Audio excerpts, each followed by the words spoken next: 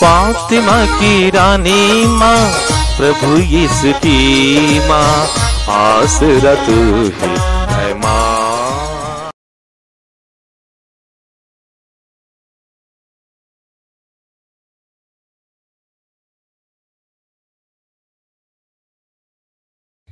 पहला पाठ कलोसियों के नाम संत पौलुस का पत्र, अध्याय 1, पद संख्याएं 21 से 23 तक। आप लोग भी अपने कुकर्म के कारण ईश्वर से दूर हो गए थे और आपके मन में ईश्वर की शत्रुता भर गई थी। किंतु अब मसीह ने अपने मरणशील शरीर की मृत्यु द्वारा ईश्वर से आपका मेल कराया है, जिससे वह आपको पवित्र, निर्दोष और अनिंद्य बनाकर ईश्वर के सामने प्रस्तुत कर सके। किंतु आपको विश्वास में दृढ़ और अटल बना रहना चाहिए और उस आशा से विचलित नहीं होना चाहिए जो आपको सुसमाचार द्वारा दिलाई गई है। वह सुसमाचार आकाश के नीचे की समस्त सृष्टि को सुनाया गया है और मैं पौलुस उसका सेवक बना हूँ। प्रभु की वाणी। ईश्वर को धन्यवाद। वचन अनुवाक्य। अब ईश्वर स्वयं मेरा सहायक है। अब ईश्वर स्वयं मेरा सहायक है। हे ईश्वर, अपने नाम द्वारा मुझे बचा, अपने सामर्थ्य से मुझे न्याय दिला। हे ईश्वर, मेरी प्रार्थना सुनने और मेरे शब्दों पर ध्यान देने की कृपा कर। अनुवाक्य। अब ईश्वर स्वयं मेरा सहायक है। अब ईश्वर स्वयं मेरा सहायक है। अब ईश्वर स्वयं मेरा सहायक है। प्रभु मेरे जीवन का आधार है। मैं सारे हृदय से तुझे बलिदान चढ़ाऊंगा। मैं तुझे धन्य कहूंगा क्योंकि तू भला है। अनुवाक्य। अब ईश्वर स्वयं मेरा सहायक है। अब ईश्वर स्वयं मेरा सहायक है। जय घोष। हालेलुया। प्रभु कहते हैं, मार्ग, सत्य और जीवन मैं हूँ। मुझसे होकर गए बिना कोई पिता के पास नहीं आ सकता। हालेलुया। प्रभु आप लोगों के साथ हो और आपकी आत्मा के साथ। संत लूकस के अनुसार प्रभु यीशु ख्रिस्त का पवित्र सुसमाचार। हे प्रभु, तेरी महिमा हो। अध्याय 6, पद संख्याएं 1 से 5। यीशु किसी विश्राम के दिन गेहूं के खेतों से होकर जा रहे थे। उसके शिष्य बालें तोड़कर और हाथ से मसलकर खाते थे। कुछ फरीसियों ने कहा, जो काम विश्राम के दिन मना है, तुम लोग वही क्यों कर रहे हो? यीशु ने उन्हें उत्तर दिया, क्या तुम लोगों ने यह नहीं पढ़ा कि जब दाऊद और उसके साथियों को भूख लगी तो दाऊद ने क्या किया था? उसने इस मंदिर में जाकर भेंट की रोटियां उठा लीं, उन्हें स्वयं खाया और अपने साथियों को भी खिलाया। याजकों को छोड़ किसी और को उन्हें खाने की आज्ञा तो नहीं है। और यीशु ने उनसे कहा, मानव पुत्र विश्राम के दिन का स्वामी है।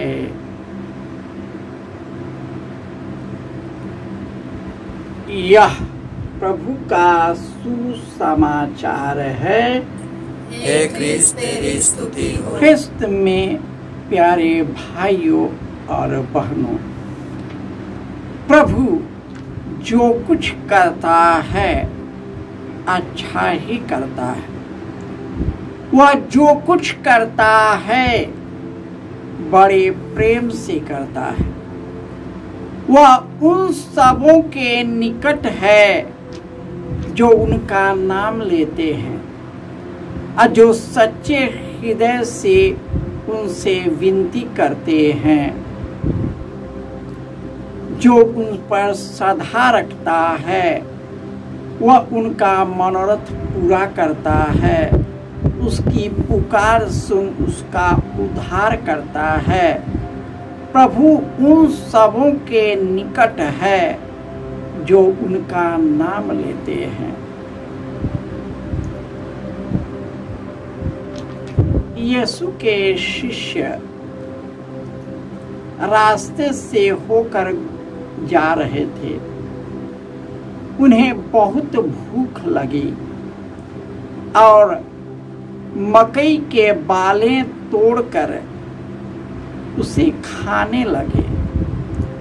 यह देखकर फरीसी और शास्त्रियों को अटपटा लगा कि जो कार्य विश्राम दिन के दिन मना है वे उसे क्यों करते हैं। आज के पहले पाठ में संत पौलुस कहते हैं, आप लोग अपने कुकर्मों के कारण ईश्वर से दूर हो गए थे और आपके मन में ईश्वर के प्रति शत्रुता उत्पन्न हो गई थी, क्योंकि किंतु यीशु ने अपने मरणशील शरीर की मृत्यु द्वारा ईश्वर से हमारा मेल करा लिया है।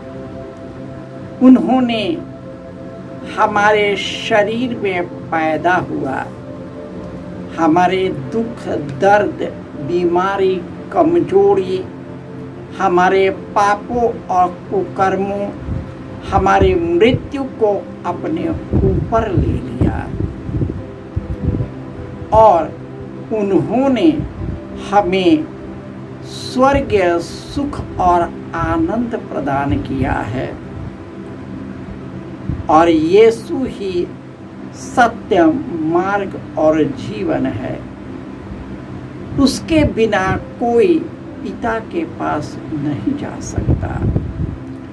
यीशु जो जिंदगी हमें दिया है वह सत्य और प्रेम का मार्ग है और जो कोई उसके मार्ग पर चलता है वह ईश्वर की ओर उन्मुख हो जाता है और ईश्वर के ज्ञान और प्रज्ञा से भर जाता है और वही व्यक्ति अपने जीवन को अर्पित कर देता है।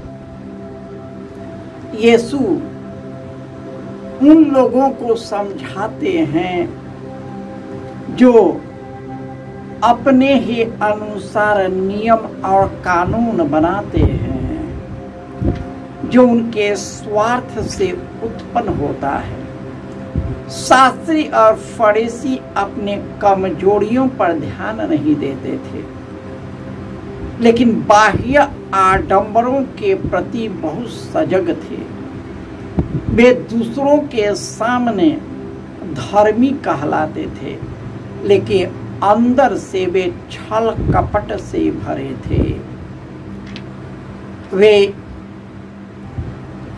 चढ़ावा चढ़ाते थे, लेकिन अंदर से कई प्रकार के हिंसा से भरे हुए थे। इसलिए यीशु ने उन्हें सच्ची आध्यात्मिकता और ईश्वरीय उपस्थिति को बताया, ईश्वरीय ज्ञान से पूर्ण किया, परंतु उन लोगों ने उनकी बातें नहीं सुनी, क्योंकि वे हठधर्मी हैं।